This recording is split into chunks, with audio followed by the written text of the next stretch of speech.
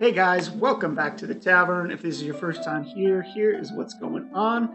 My name is Brad, and I am developing a game in Unreal Engine. It's kind of a co-op fantasy hack and slash game. And every week I upload a video to this channel showing you guys some behind the scenes and sneak peek at the development process. And it's a lot of fun. Let's check it out.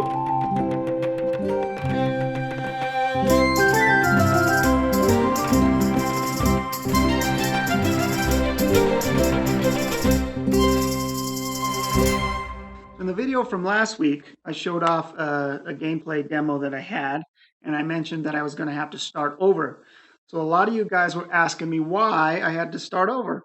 And to answer that question, I got to give you a little bit of background about myself and game development. So at big studios, building a game is a lot like building a house, right? You got your guy to do your cement and your framing and the drywall and the painter and the roofer and the plumber and the electrician, and these are all different guys that do specialized things. And it's rare to find someone that's proficient in all of those areas.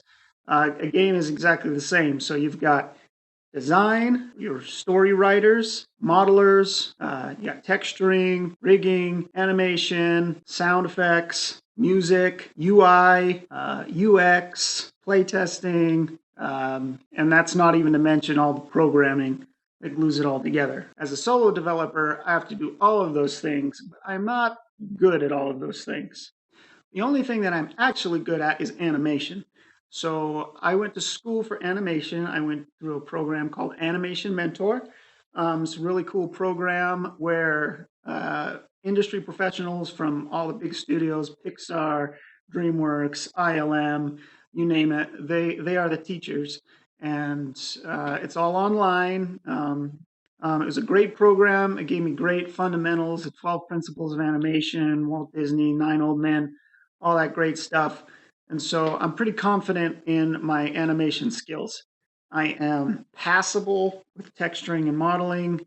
I couldn't code my way out of a wet paper bag. But the good thing about working in Unreal is they've got a robust marketplace, the Unreal Marketplace, where you can go and purchase parts for your game that you are not proficient at. And so when I started, I wanted to start with a template where I could just plug in all my animations and not have to do all the back end stuff. So I found a template on the Unreal Marketplace. It was called Advanced ARPG, and that's what I used to build the demo. It's a really great system if you're building a single player game.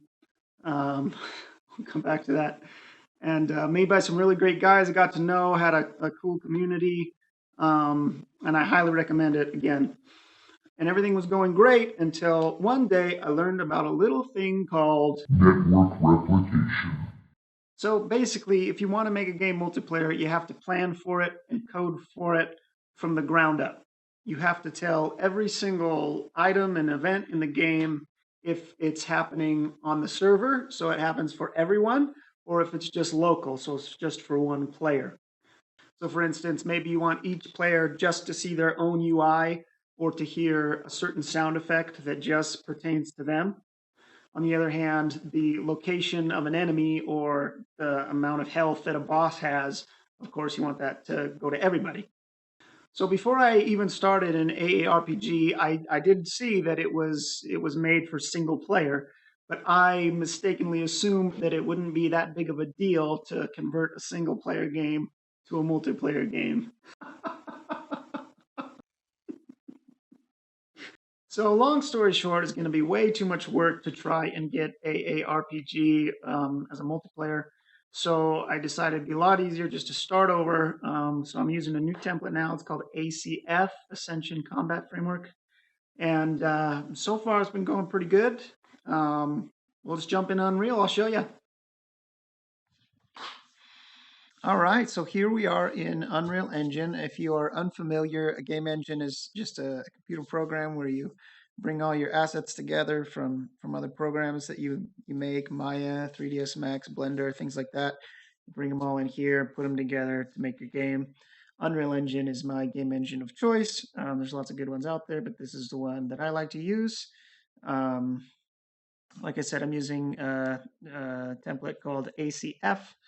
And so most of the week was spent banging my head against the desk, trying to learn this new system, ACF. It's a lot different than what I was using before. So learning the ins and outs and where things go, how things work. But for the most part, I've got my two characters in, my Paladin and my Mage that I'll show you. I've got them in, and all their animations are working, uh, more or less.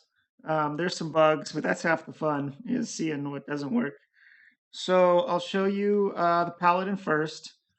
I haven't done any sound effects and minimal VFX. But so this is my Paladin. I modeled this guy, pretty much the first character I've ever modeled, like from the ground up. Did modeling, texturing, rigging, the design, and the animation, did it all.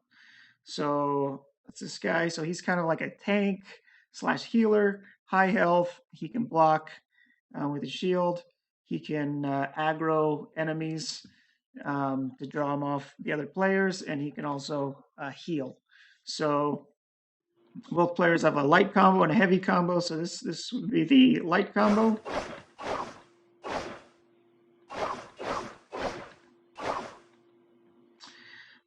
And then the heavy combo.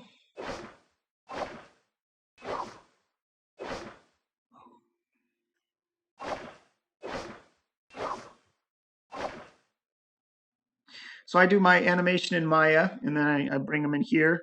And I can show you guys later on if you want a little more in depth in Maya how that all works. Like I said, he can block.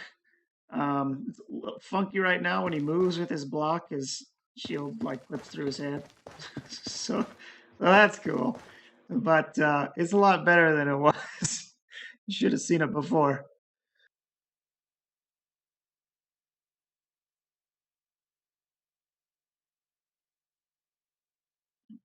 From his block, he can do this kind of cool spinny counter.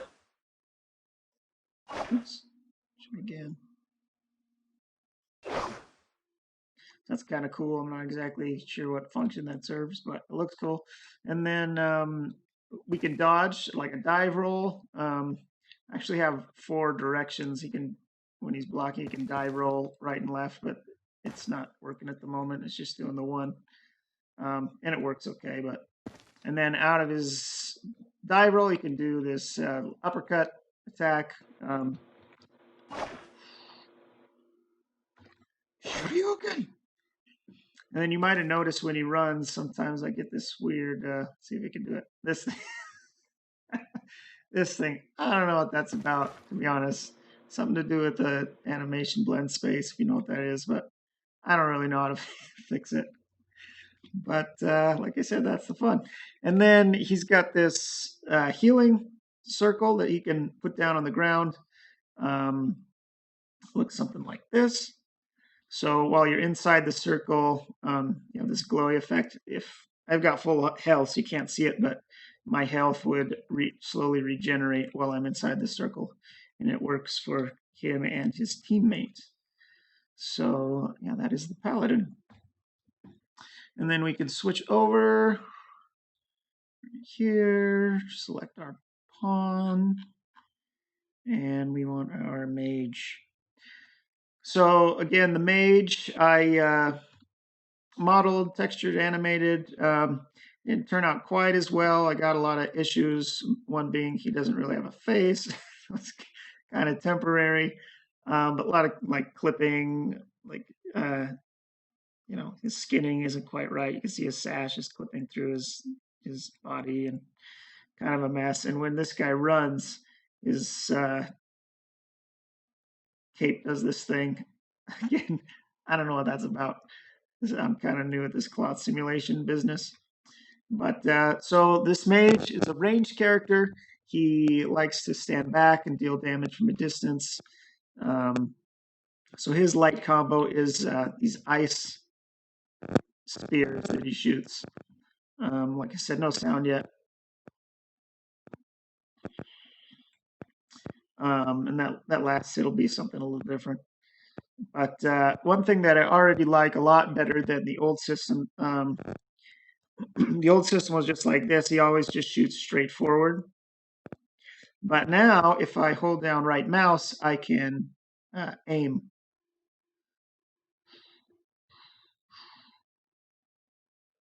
So that's pretty cool. And then his heavy attack is this fireball combo. And one thing that I've changed since the demo was I'm experimenting still. Is this grenade launcher kind of effect? So it arcs up high and then it comes down. So it looks a little bit like this.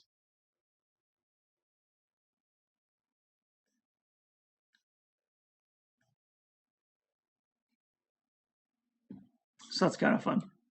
And then his dash, um, it doesn't have any of the effects right now, but he kind of turns into lightning and just kind of zips around, and he can zip through enemies, which is pretty handy for him because he's pretty fragile. He doesn't have any armor, doesn't have high health. So if he gets surrounded by enemies and pinned down, he's toast. So he'll be able to, at a cost, probably a mana cost, zip out of there. And then at the end of his dodge, he can do this lightning attack. So that's a good way. When he does it, it electrocutes the enemies, kind of stuns them. And so it's a good way for him to put some distance. It stuns his enemies, gives him a chance to put some distance between him and them. They can turn around and start laying it down again. So I think that's it for the mage. Next week, I think I'm going to focus on getting an enemy in here for these guys to fight. Again, I already have all the animations done for that character, the Orc Grunt. It might be more than a week till next time. Perfectly honest, it took me like 4 days to put this video together. And, I'm not getting any work done on the game. I'm spending all the time making these videos. So it'll probably be 2 weeks till the next time. We'll see how it goes. But I don't know, hopefully you learned something, you enjoyed it, and I guess we'll see you guys next time. Thanks.